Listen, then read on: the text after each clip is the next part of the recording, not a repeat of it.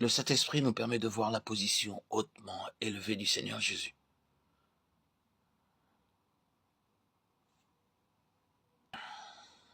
Il fut le premier témoin dans le ciel de l'exaltation du Seigneur Jésus. Éphésiens 1, 20 à 23.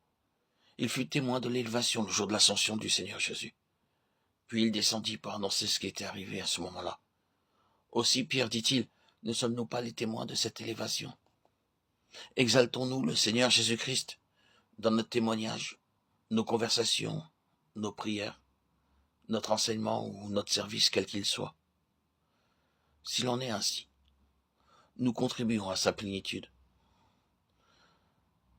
Dans le cas de cette femme qui a oint de parfum le Seigneur, elle n'était pas venue pour quelques faveurs ou quelques besoins terrestres. Elle ne versait pas de larmes parce qu'il allait mourir. D'autres ont pu pleurer lorsqu'ils entendirent que Jésus allait mourir. Mais elle ne pleurait pas. Elle savait qu'il voulait souffrir et mourir à notre place, comme notre Sauveur et le Roi des rois. Elle voulait oindre le corps du Seigneur, Jésus, comme devait être oint un roi. Aussi elle lui apporta le parfum le plus précieux, en disant par la foi, Seigneur, je suis prête à tout verser pour toi. Maintenant, tout ce que tu me demandes, je suis prête à te le donner. C'est là la véritable adoration. Nous devons d'abord élever le Seigneur dans notre témoignage. Alors nous lui dirons, demande tout ce que tu veux de moi.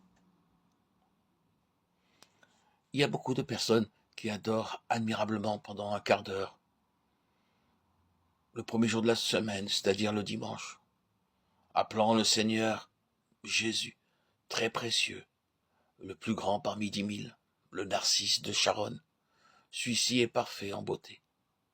Cependant, à l'offrande, elle donne avec beaucoup de difficulté, 1 ou 2 pièces seulement. C'est ainsi leur adoration. Vous devez lui dire, Seigneur, tout ce que tu me demanderas, je te le donnerai. Plutôt que de calculer dans vos pensées, si vous donnez 2 pièces, 3 pièces, 4 ou 5, donnez ce qu'il vous demande. Ne lui dites pas, Seigneur, que dira mon épouse si je te donne 10, 30, 40, 50% de ce que je perçois. Elle n'aimerait sûrement pas que je le fasse, sans le lui demander. Mais dites plutôt, Seigneur, que veux-tu de moi? Qu'attends-tu de moi? Mon corps, mon argent, tout ce qui m'appartient. Je te le donnerai joyeusement. Demande-moi, Seigneur, quel est ton besoin? Qu'attends-tu de moi? Quelle est ta volonté pour moi?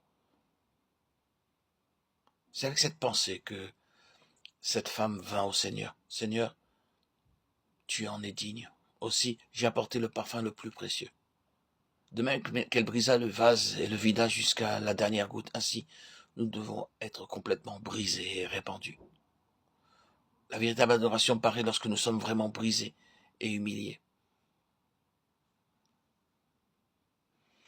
Comme un ânon qui ne se laisse pas monter facilement, nous avons, nous aussi, tel que l'ânon, un besoin d'être brisé de bien des façons. S'il en est ainsi, avec quelle joie nous pourrons dire, Seigneur, je suis à toi. Alors nous recevrons bien plus que nous lui avons donné.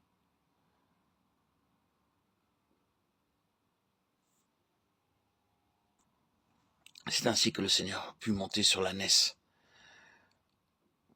dans son entrée triomphale à Jérusalem. Car l'ânesse savait qu'elle portait le Seigneur, qu'elle l'accompagnait, et elle ne pouvait que faire sa volonté. Elle avait compris quelle était sa mission. Nous savons bien, pour mener un âne, une ânesse, à bon port, il faut beaucoup de difficultés, dues à leur entêtement. Mais si nous nous humilions devant le Seigneur et nous acceptons joyeusement sa volonté, alors ainsi, tel un ânon, brisé et dans l'humilité, nous pouvons porter le Seigneur. Quelle joie, quelle mission merveilleuse qui nous est donnée.